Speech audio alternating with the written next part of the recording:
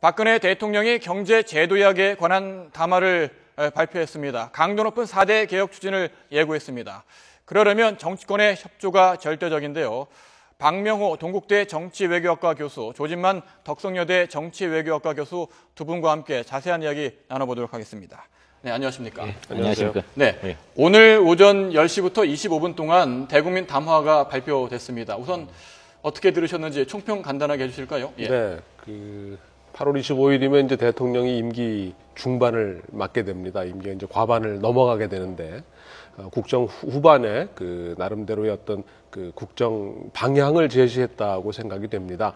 대통령이 그동안 고민해왔던 여러 가지 국가적인 문제에 대해서 대통령의 의지를 국민들에게 전달했고 어떤 방향을 제시했다라고 생각이 되는데, 다만 이제 아쉬웠던 점은 일문일답이 없었기 때문에 대통령이 하시고 싶은 말씀을 했는데 언론이나 국민들이 알고 싶어 하는 내용에 대해서는 좀 기회가 없었다는 점, 그리고 그동안 이제 담화의 형식을 빌어서 어떤 국가적인 사태가 일어났을 때 언급을 하셨었는데, 이번에 이제 메르스 종식 이후에 어떤 정리라고 하는 의미에서의 대국민 메시지가 없었다는 부분은 좀 아쉬움이 있지 않나 생각이 됩니다. 네, 교수님 어떻게 들으셨습니까? 저도 마찬가지로 임기 중반에 시기적으로 적절했다라고 보여집니다. 왜냐하면은 역대 대통령 지지율이 50% 이하로 한번 떨어진 다음에는 회복이 잘 안 되는 특징들이 나타나고 있습니다. 그리고 한국의 대통령이 제왕적인 대통령이다 그러는데, 실질적으로는 임기 초반에 제왕적이었다가 임기 중반 이후엔 사실은 레임덕을 심각하게 맞게 되는 그런 순환이 됩니다. 그래서 임기 중반에 국정 운영의 주도권을 뺏기지 않고 어떤 아젠다를 제시했다는 점에서 굉장히 의미가 있고요. 내용상으로 보면은 이런 4대 개혁을 해야 되는 절박함이 보입니다. 그리고 추진하겠다는 의지, 그리고 구체적인 뭐 시행 계획 이런 것들이 비교적 설득력 있고 깔끔하게 정리가 됐다라고 보여지고요. 그다음에 개혁의 프레임과 관련해서도 좀 더 새로운 틀을 많이 제시했다라는 겁니다. 이건 나중에 좀 더 말씀드리겠습니다. 다만 아까 박명호 교수님도 말씀하신 것처럼 뭐 세월호라든지 메르스라든지 국정원 문제라든지 다른 것들에 대한 뭐 사과라든지 지금 야당에서도 공약을 하고 있는데, 그런 언급이 없었다, 아쉽다라고 하는데, 이거는 뭐 경제 제도약을 위해서 어떻게 보면 굉장히 포커스가 좀 집중화되어 있는 부분이 있었고요. 이건 좀 의도적으로라도 안 했을 가능성이 높다고 보입니다. 왜냐하면 초점도 흐려지고, 옛날에 맥도날드 같은 경우에 그런 게 있는데 맥도날드 고기에 지렁이가 들어갔다고 그래서 막 괴소문이 돌았거든요. 근데 그때 오히려 맥도날드 회사에서 했던 게, 우리는 지렁이 이런 거 사용하지 않습니다. 그러면 오히려 소비자들한테 더 나쁜 인식만 줬습니다. 그때 했던 게 다른 식의 뭐 아이스크림이라든지 감자튀김이라든지 다른 식의 것들을 했거든요. 어떻게 보면 이런 정국을, 이건 뭐 정치적인 프레임의 싸움이라고 할 수도 있는데 굉장히 집약적으로 프레임 전환을 시켰다라는 관점에서 보면은 또 전략적으로 이해가 되는 측면도 있습니다. 저희들 토론 시작하자마자 두 분 이름을 저희들 화면 하단에 올렸는데, 아마 저희 PD가 잘못 올린 것 같습니다. 일단 두 분께 사과드리고요. 지켜보신 시청자분들께도 사과 말씀드리겠습니다. 이후엔 뭐 정확히 나간 걸로 알고 있습니다. 일단 사과드립니다. 자, 오늘 박근혜 대통령이 대국민 담화를 발표한 이후에 여야의 반응이 극명하게 엇갈리고 있지 않습니까?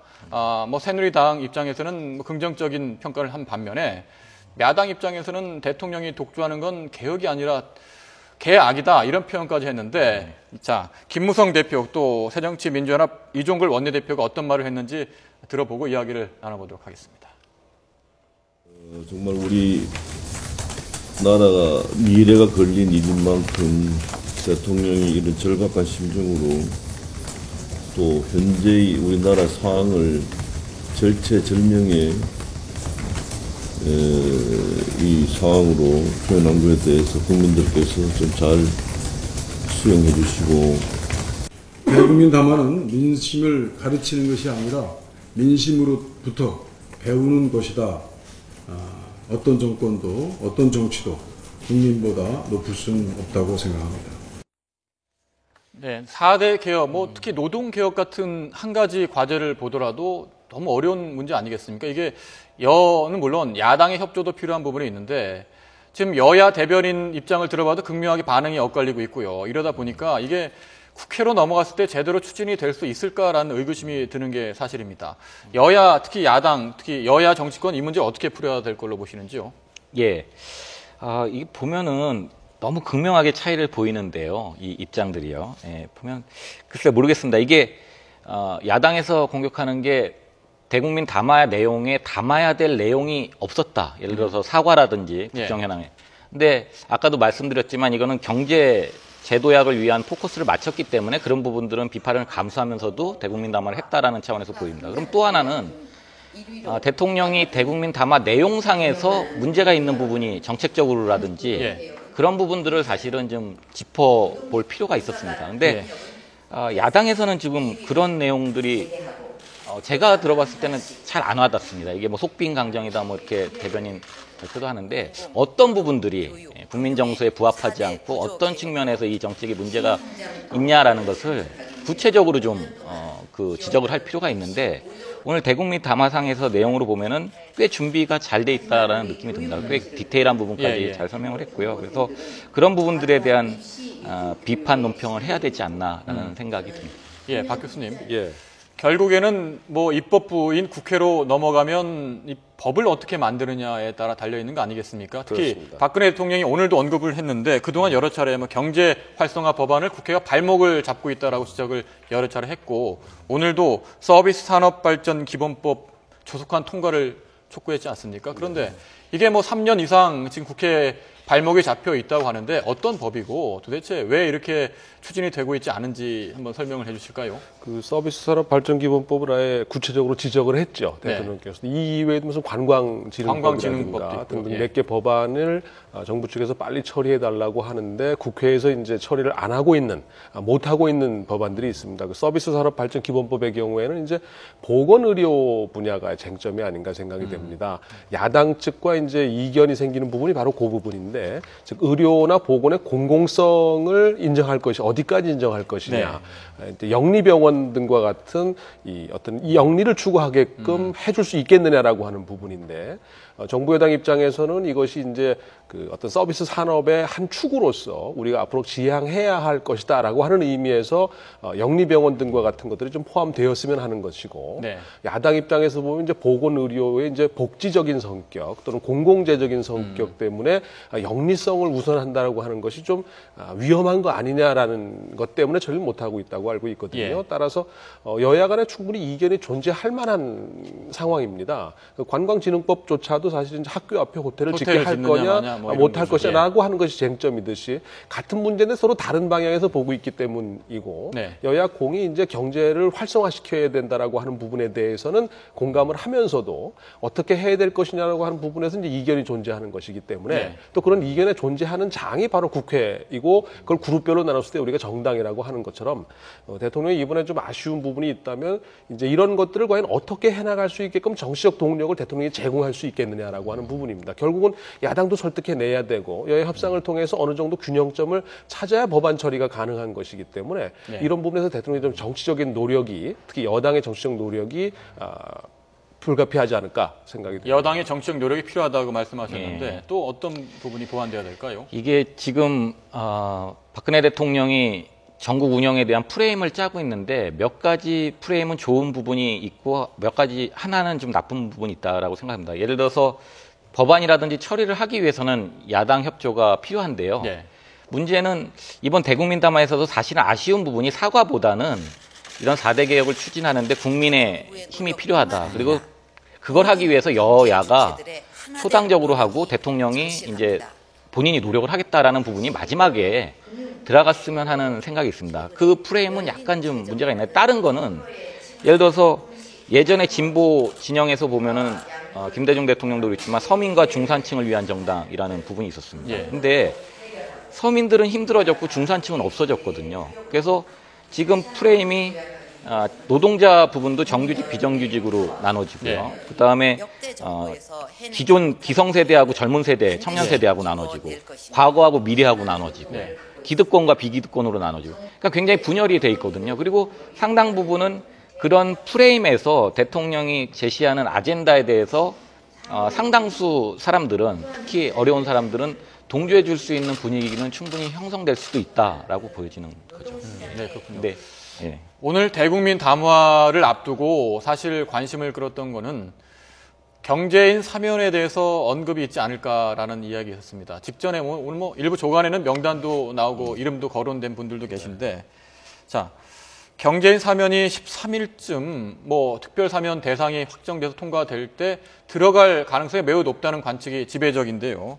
자, 경제인 사면 필요하다고 보시는지, 필요하다면 사면 범위는 어디까지 돼야 한다고 보시는지 말씀해 주시죠. 분위기 조성은 뭐 거의 끝나지 않았나 생각이 됩니다. 오늘 뭐 조간 일부에서는 말씀하신 것처럼 이제 구체적인 이름까지 네. 거론이 됐는데, 그동안 사면이 이루어지지 않아서 뭐 경제 활성화에 이제 좀 부정적이었다라고 하는 의견도 있었고, 또 뭐 국민적 여론도 이 경제인들 사면에 대해서 좀 뭐 부정적인 여론이 상대적으로 높긴 하더라도 예전보다는 좀 순화되지 않았나라는 판단을 한 것 같고요. 예. 따라서 기존에 논의 되었던 또는 거론되었던 인사들이 이번 사면에 대부분 포함되지 않을까 생각이 되고, 예. 결과적으로 정부에서 요구하는 또는 원하는 방향으로의 어떤 그 역할을 해주는 것이 그 사면에 대한 어떤 그 보답이 아닐까 생각이 됩니다. 그런데 뭐 최근에 롯데그룹 경영권 분쟁을 지켜보는 국민들의 시선은 매우 따갑습니다. 이러다 보니까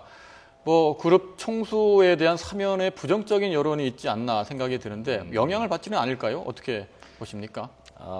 물론 그 의식은 할 텐데 원칙이 정해져 있었고, 이 경제인들에 대한 사면에 대해서는 어느 정도의 구상이라든지 그 의도도 있다라고 보여집니다. 그러니까 정치인들은 사면을 안 하는 대신 경제인을 사면하는 이유는 예. 좀 경기를 좀 활성화하고 투자를 해야 되겠고 일자리를 창출해야 되겠다. 예. 근데 대기업들이 잘 안 움직이는 측면도 있습니다. 근데 그거를 어떻게 보면은 이쪽 그 재벌 총수라든지 기업인들을 사면해주고 이 분들이 어떻게 보면 새로운 투자, 일자리 예. 창출이라든지 이런 걸 해주면 그걸 모델로 삼아가지고 다른 대기업들도 압박할 수 있는 카드로도 좀 쓸 수 있지 않나라는 생각을 해보기도 합니다. 네. 박근혜 대통령 대국민 담화 이야기는 여기까지 해보고요. 이제 여야 사이에 가장 뜨거운 이슈 하나 짚어보도록 하겠습니다. 내년 총선을 앞두고 룰 만들기, 지금 총선 룰을 정하는 작업이 한창인데 여야 대표가 각자 제안을 했거든요. 문재인 대표 같은 경우에 뭐 앞서서 김무성 대표는 오픈 프라이머리를 하자 이렇게 제안했고, 문재인 대표는 권역별 비례대표제와 오픈 프라이머리를 빅딜을 하자 뭐 이런 제안을 했어요. 그런데 김무성 대표가 처음에는 어제만 해도 좀 부정적인 입장을 나타냈는데 오늘 이걸 정개특위에서 한번 권역별 비례대표제를 논의해보자라고 약간 선의한 느낌을 줍니다. 물론 아직까지는 오픈 프라이머리에 방점을 두고 있는 게 분명해 보이는데 어떻습니까? 김무성 대표가 정개특위에서 논의를 하자라는 입장을 밝힌 것은 어떤 의미를 담고 있는 건가요?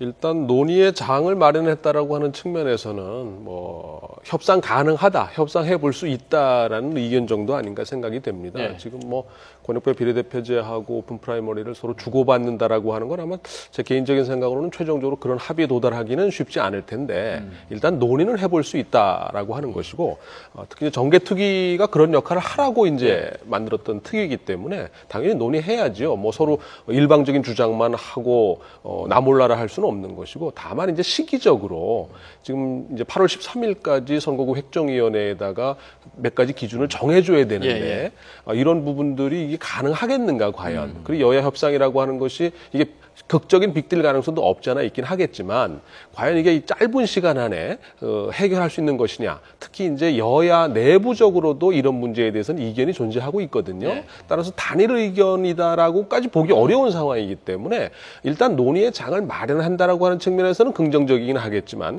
어떤 최종적인 합의나 타협이 되기는 좀 어렵지 않겠나 생각이 됩니다. 좀 가능성이 좀 떨어진다는 관측을 해주셨는데 어떻게 보시는지요? 저도 이게 빅딜의 대상인가가 일단 의심스럽습니다. 왜냐하면 이건 오픈 프라이머리는 정당의 공천 문제, 그 정당의 문제고 선거제도 자체는 정당 간에 이제 의석 배분하는 이 문제이기 때문에 이게 전혀 다른 성격이고요.